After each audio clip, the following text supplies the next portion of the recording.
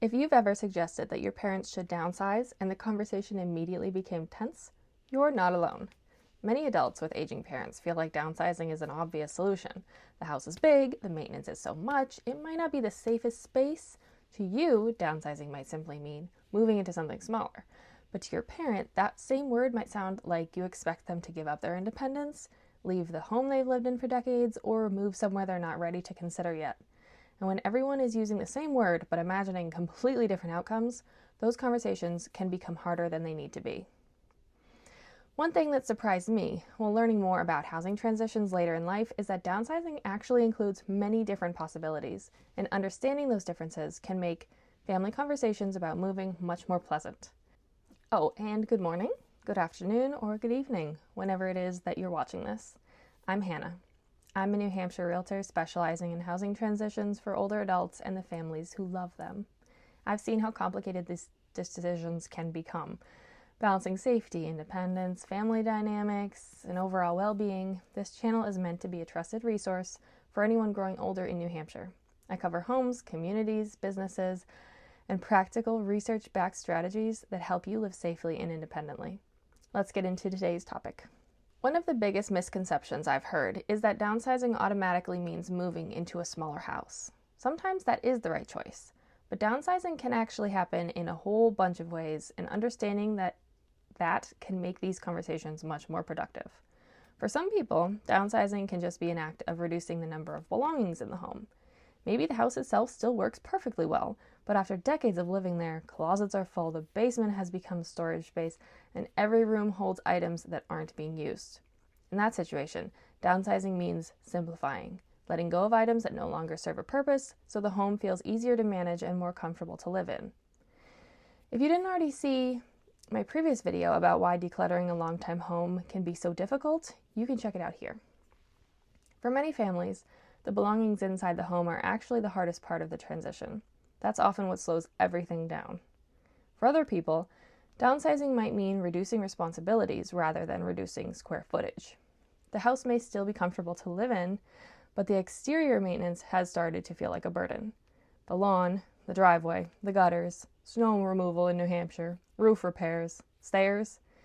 In that situation, downsizing might mean moving somewhere with fewer responsibilities, like a condo or townhome. The home might still feel spacious, but daily life can be simpler. Sometimes downsizing is about location rather than size.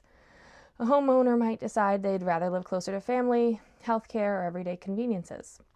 In New Hampshire, that could mean someone living in a larger home in a quieter rural area deciding they'd rather move into the city, where doctors, grocery stores, and family members are close by. In that case, the move isn't really about square footage, it's about accessibility and convenience. Downsizing from a long drive to a short one, from a long wait for emergency services to a short one, from many days or weeks between visits with family to hopefully a short while. Downsizing can also be about financial planning.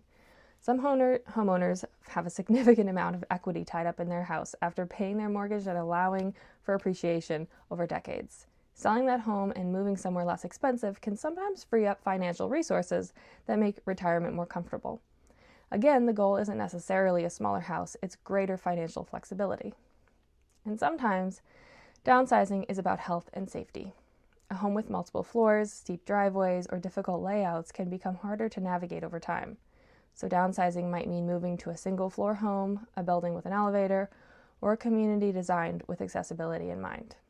When you look at all these possibilities, you can start to see why the word downsizing can create confusion.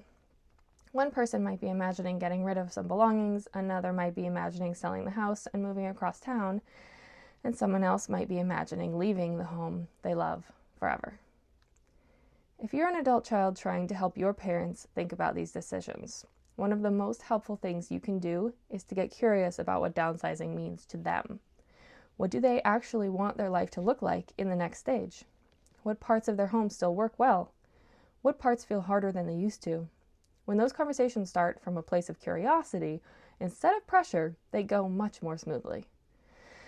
If you've had conversations like this in your own family, I'd really be interested in hearing about how that went. Do you agree that people use the word downsizing differently? Tell me what you think in the comments.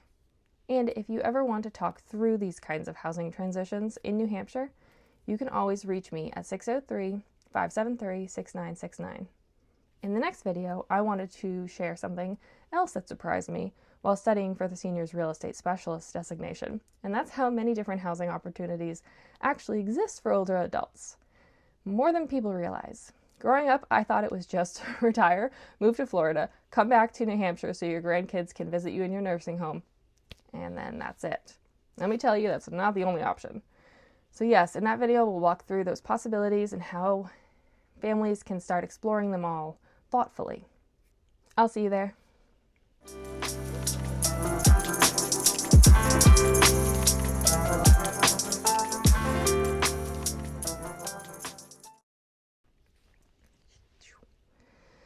That your parents should, misconceptions I see.